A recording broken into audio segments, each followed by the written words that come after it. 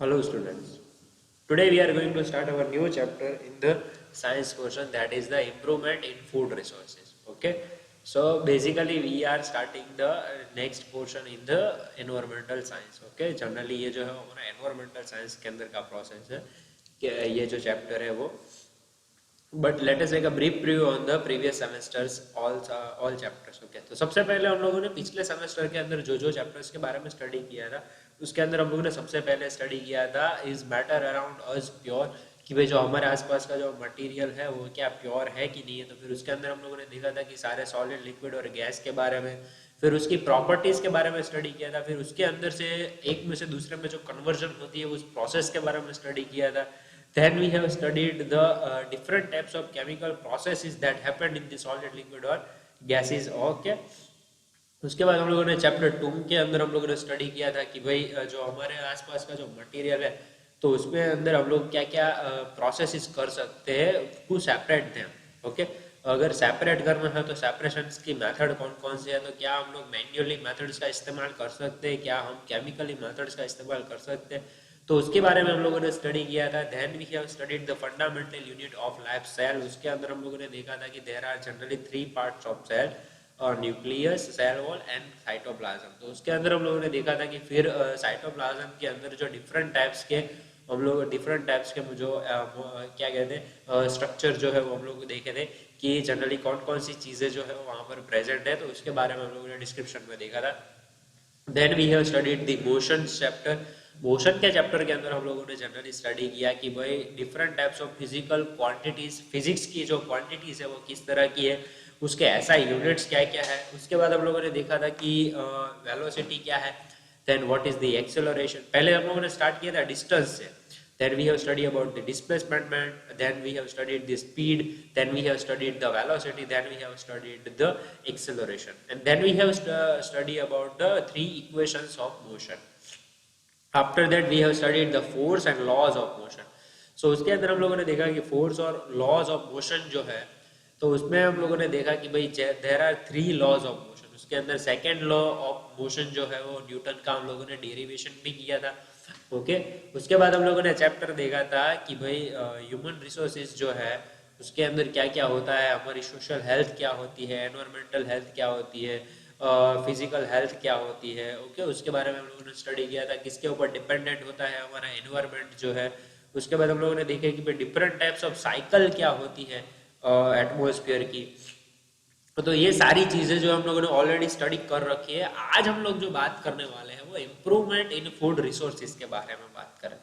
हमारे जो food resources है एक तो वो हमारी जमीन पर बहुत ही कम है। ओके, फिर भी हम लोग उसको इस्तेमाल कर रहे हैं, तो हम क्या कर सकते हैं उसकी इम्प्रूवमेंट में कि हम लोगों को फ्यूचर जनरेशन में भी प्रॉब्लम ना हो, हम लोग क्या उसकी संभाल कर सकते हैं कि नहीं कर सकते, उसके बारे में ये जो चैप्टर है पूरा का पूरा वो डेडिकेटेड है। How to manage the food resources also we can say that for this chapter, कि भाई हम लोग फूड रिसोर्सेज को मैनेज किस तरह से कर सकते हैं।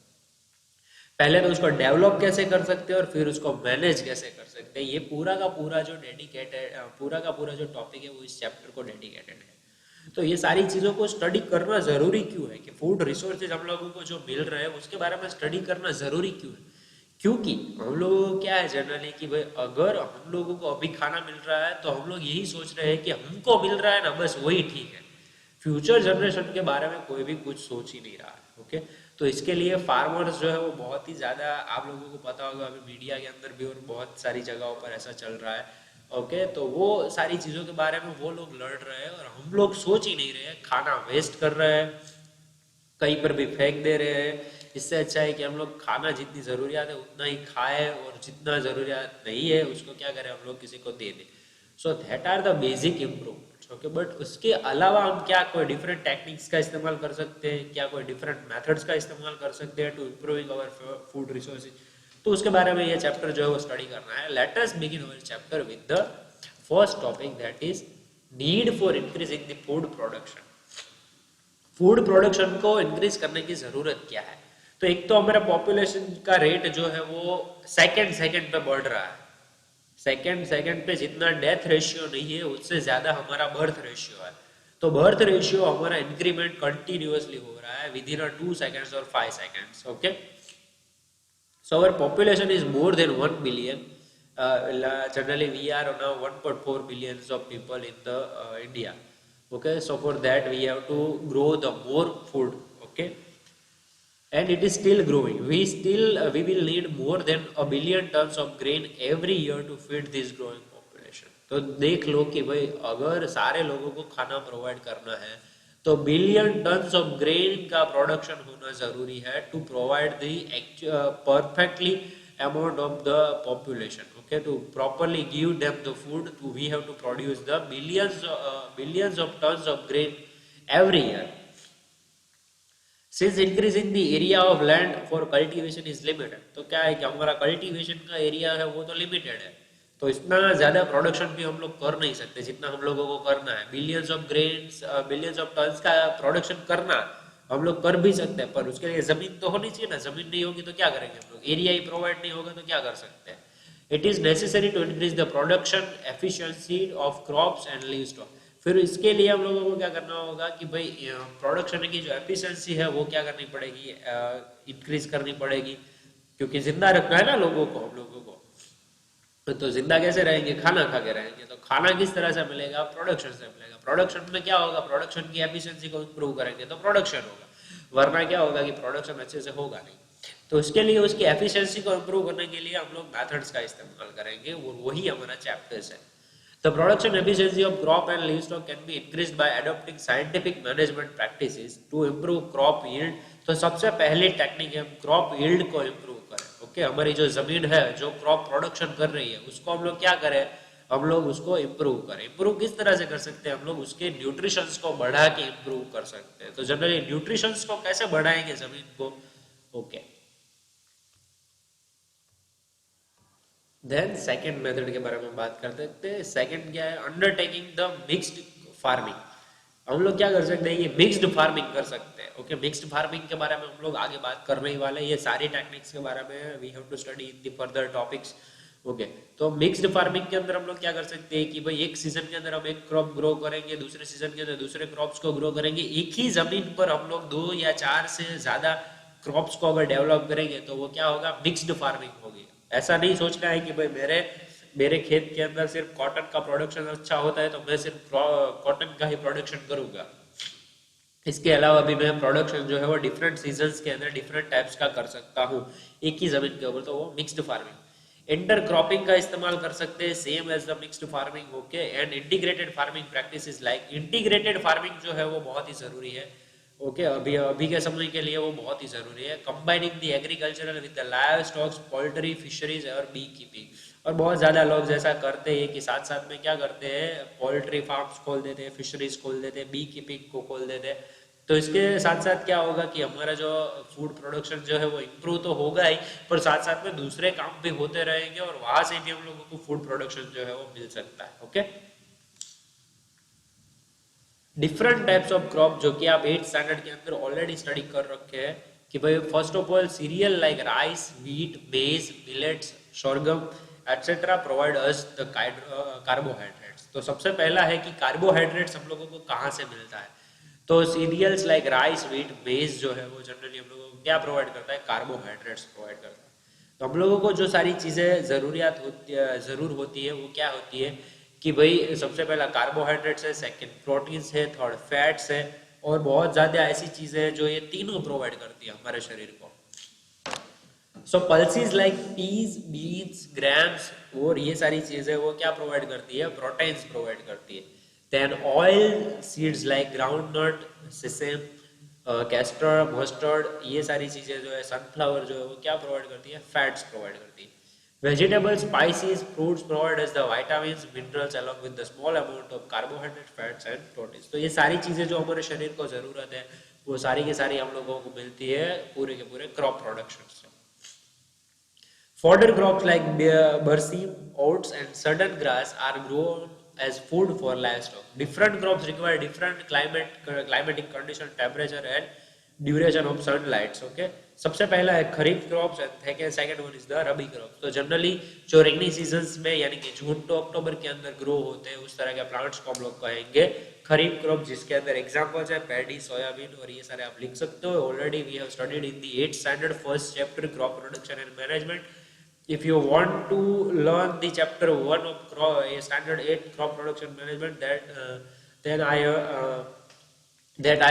can imply the link on the I button। Okay, वो क्लिक करके आप लोग क्या कर सकते हो, यहाँ पर मैं ऊपर रख दूंगा आई बटन के ऊपर लिंक। ओके, तो आप लोग वहां से भी वो पूरा चैप्टर जो है स्टैंडर्ड 8 का you can study from there.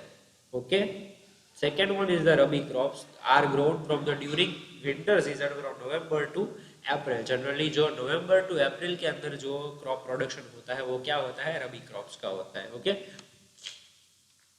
उसके बाद का जो टॉपिक है इम्प्रूवमेंट इन क्रॉप यील्ड। हम लोगों ने पिछली बार बात की ना कि भाई हम लोग क्या कर सकते हैं, डिफरेंट टाइप्स ऑफ टेक्निक्स क्या इस्तेमाल कर सकते हैं to improve the crop production. तो सबसे पहला मैंने बोला था कि क्रॉप यील्ड का इस्तेमाल कर सकते हैं, उसको इम्प्रूव करेंगे तो जनरली बेसिक क्या हो जाएगा, क्रॉप प्रोडक्शन इम्प्रूव हो जाएगा।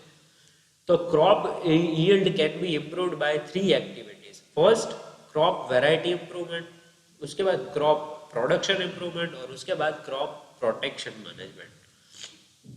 सबसे पहला है क्रॉप वैरायटी इम्प्रूवमेंट। तो क्रॉप वैरायटी इम्प्रूवमेंट के अंदर हम लोग बात करते हैं, नीचे का टॉपिक जो है वही है कि crop variety improvement is done bye selecting the good varieties of crop. तो हम क्या कर सकते हैं कि अच्छी वैरायटीज के क्रॉप्स को पहले क्या करेंगे, सिलेक्ट कर लेंगे। This is done by the hybridization. Hybridization यानी कि एक साथ हम लोग क्या करेंगे, अच्छे अच्छे प्लांट्स को सिलेक्ट करेंगे, अच्छे अच्छे क्रॉप्स को सिलेक्ट करेंगे। कि मुझे मान लो कि मुझे मेज और वीट के बारे में, मेज और वीट की जो है वो फार्मिंग करनी है, उसका एग्रीकल्चरल प्रोडक्शन करना है। तो उसके लिए मैं क्या करूंगा, तो जनरली उसके लिए मैं दोनों को सिलेक्ट करूंगा और फिर उसको क्या करूंगा, उसके लिए सोचूंगा कि उसको मुझे क्रॉप यील्ड पे कहाँ पर लगाना है।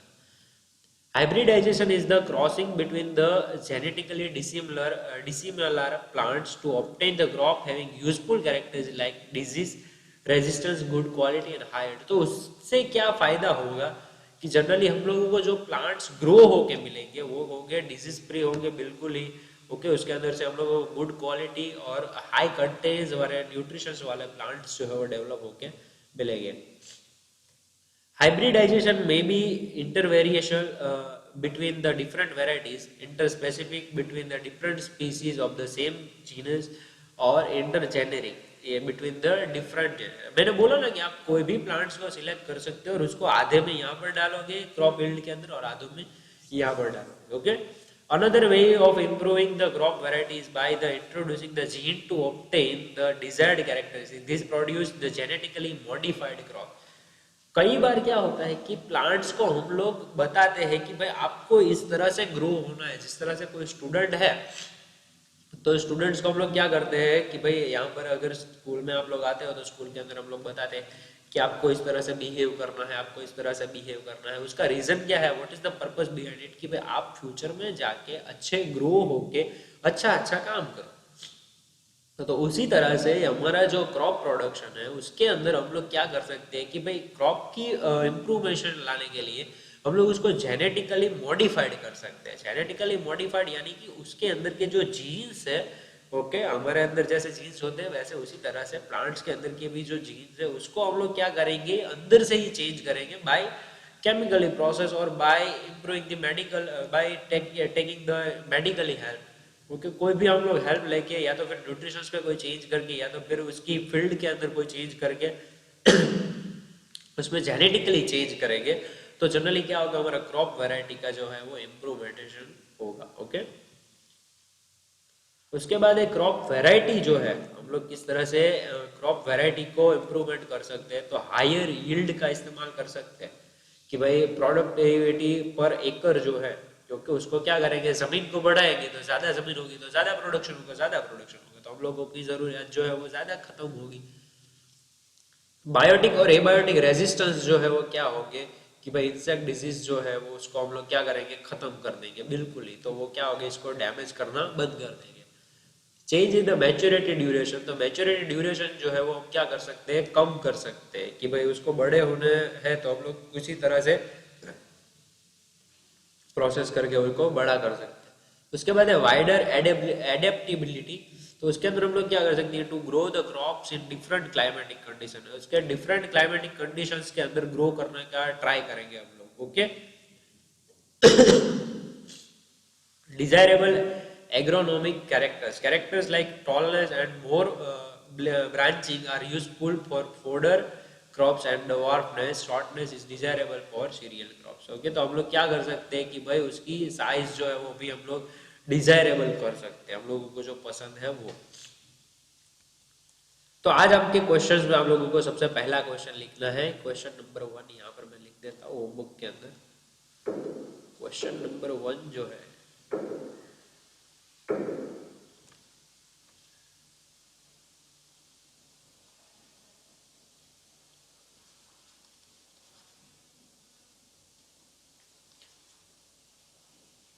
what is the need to improve food production. और क्वेश्चन नंबर 2 जो है वो यहां से आप लोगों को लिखना है, एक्सप्लेन क्रॉप वैरायटी इंप्रूवमेंट.